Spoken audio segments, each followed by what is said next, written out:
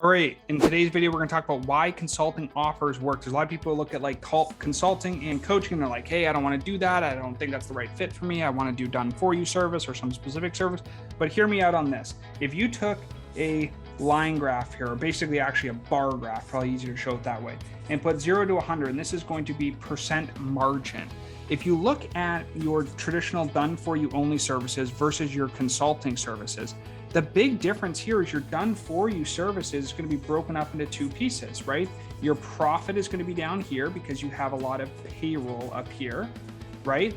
And you have a lot of like ad spend and other miscellaneous costs. On the consulting side, though, you still have costs, but your margins end up being substantially higher, usually around 80%, maybe 70%. And that allows you to grow your business faster because you can take the money you make and put it back in the top to reinvest. So there's nothing wrong with doing done for you services or consulting services, but you got to ask yourself, do you want to do less or more, right? And that is really talking about profitability, right? At the end of the day, if you have a done for you business that's making, let's say, a 30% margin, and you have a consulting business that's doing a 60% margin, essentially you can sell half the stuff that you need to over here and make the same amount of bottom line dollars.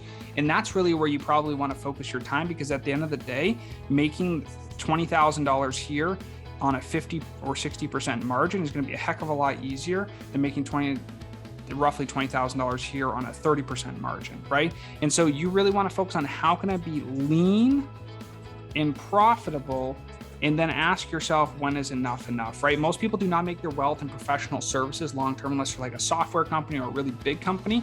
Most people are making the wealth and then transferring the wealth into something else that makes sense. So spend your time, learn how to do a consulting offer, grow your business down here, and keep your margins super, super high.